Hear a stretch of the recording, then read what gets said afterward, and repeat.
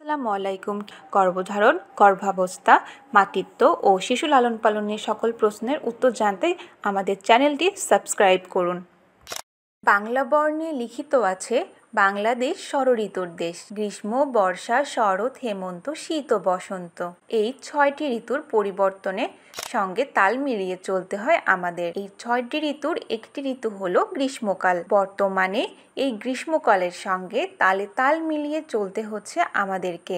এই গরমে কাঠফাটা রোদে নাজুক হয়ে পড়েছে প্রকৃতি, তেমনি নাজুক হয়ে পড়েছে আমাদের পরিবেশে বসবাসকৃত মানুষেরাও। কিন্তু এই গরমে সবথেকে বেশি কষ্ট পাচ্ছে আমাদের কোমলমতি শিশুরা। এই গরমে তাদের বিভিন্ন ধরনের সমস্যার সম্মুখীন হতে হচ্ছে। সেই সঙ্গে অতিরিক্ত ঘাম, র্যাশ, ঘামাচি, এছাড়াও ঠান্ডা, জ্বর, কাশিতে তারা আক্রান্ত হচ্ছে। অতিরিক্ত গরমের কারণে বিভিন্ন ধরনের রোগের পাশাপাশি তারা আরো খিটখিটে মেজাজের হয়ে যাচ্ছে। এই গরমে এখন শিশুদের প্রয়োজন বাড়তি যত্ন। হঠাৎ গরমে দাবদাহে বড়দের মানিয়ে নেওয়াই বেশ কষ্টকর। তাই শিশুর সুরক্ষা নিশ্চিতে গ্রীষ্মে অভিভাবকদের কিছু বিশেষ দিক লক্ষ্য করতে হবে। শিশুকে সুস্থ রাখার জন্য যে 10টি উপায় আপনি অবশ্যই পালন করবেন। এই 10টি উপায় অবলম্বন করলে আপনার বাচ্চাকে এই গরম থেকে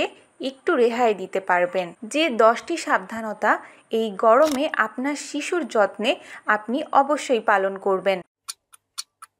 1. নিয়মিত সাবান দিয়ে গোসল করাবেন। প্রতিদিন সকাল, বিকাল ও রাতে 3 বেলা পোশাক বদল করে দিবেন এবং তার শরীর যেন না ঘামে সেদিকে লক্ষ্য রাখবেন। 2. গরমে শিশুর খাবার নির্বাচনে সচেতন হতে হবে। শিশুকে পুষ্টিকর এবং শারীরিকভাবে ঠান্ডা রাখে এমন খাবার দিতে হবে। 3. আপনার বাচ্চাকে সপ্তাহে 2 দিন চুলে শ্যাম্পু দিয়ে পরিষ্কার রাখতে হবে। 4. শিশুর পোশাক হিসেবে সবসময় সুতি, পাতলা কাপড়, নরম পোশাক দিতে হবে। 5. দুপুরের রোদে শিশুকে খেলাধুলা থেকে বিরত রাখতে হবে। 6. সব সময় হাতের কাছে সুতি রুমাল রাখতে হবে, এতে জমে থাকা ঘাম সহজেই মুছে দিতে পারবে। বাচ্চাকে সুস্থ রাখতে ত্বকের সুরক্ষা, গরমে এসি ব্যবহার থেকে বিরত রাখুন এবং এসির পরিবর্তে ঠান্ডা পরশ পেতে বেছে নিন ফ্যান। 8. নিয়মিত নখ, চুল কেটে ছোট রাখুন। বাচ্চার শরীর অতিরিক্ত পরিমাণে দুর্বল দেখলে এবং অতিরিক্ত পরিমাণে ঘামলে তাকে অবশ্যই স্যালাইন পানি খাওয়াতে হবে, কিন্তু সেটা প্রয়োজন অনুযায়ী নিয়ম মেনে খাওয়াতে হবে।